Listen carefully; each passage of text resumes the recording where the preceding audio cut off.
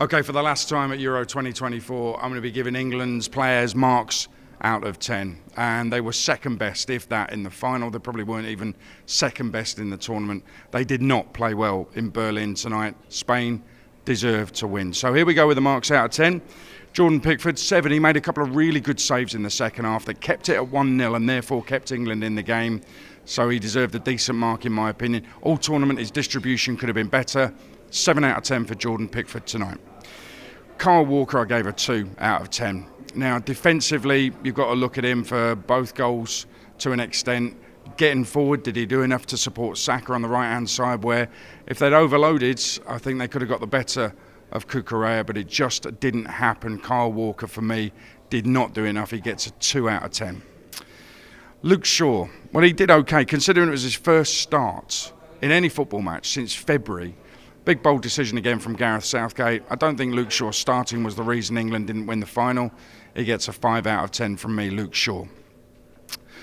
Mark Gahey, I'll give a 5 out of 10 as well. I think if you look at the winner, he didn't really anticipate the possible early cross from Cucurella that Oyarzabal put in the back of the net, and therefore he didn't get enough on him, didn't get enough to block it off. Possibly we'll look at that and think he could have done better. Overall, though, Gahey's had a great tournament, I think, and he's been a real find for England. Going forward, he should be a regular in that left side centre-half berth. John Stones, 6, decent on the ball. Defensively, we let 2 in, and he's got to take responsibility as the senior centre-back, senior defender in that side. He's a champion, so we expect a little bit more, but I'll give him a 6 out of 10. Declan Rice, 5 out of 10. Headed over when he needed to get it on target. He needed to hit the back of the net. So he's on the ball a lot. He makes a lot of passes, but are they any good?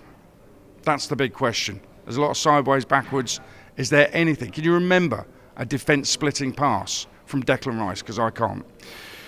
Kobbie Mainoo, I don't think it was his best night tonight. He did okay, 5 out of 10, Kobbie Mainoo. But he, again, has had a really good tournament compared to a lot of them. So fair play to him. I think he's come out of this tournament with a lot of positives.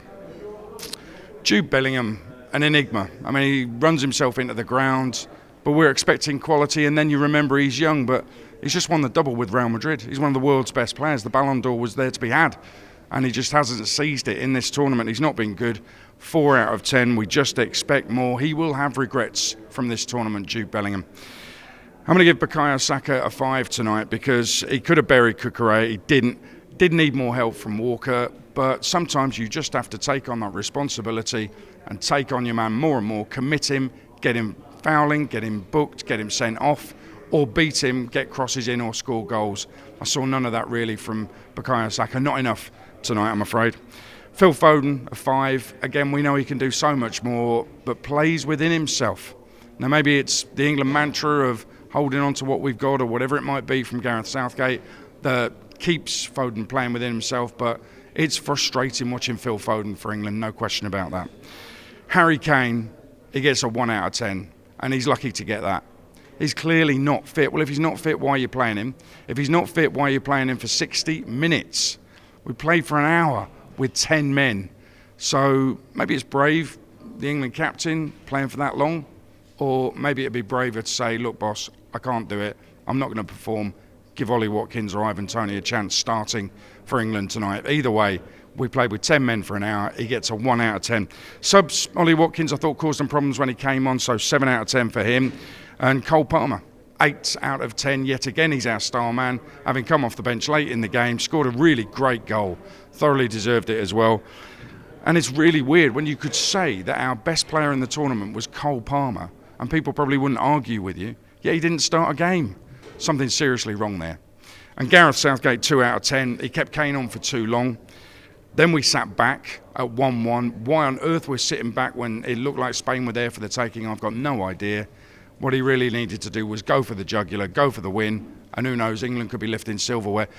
Overall, though, they didn't really deserve it. Didn't deserve it on the night, didn't deserve it over the course of the whole tournament. They got very lucky, didn't score enough goals, and it's another miserable failure from England.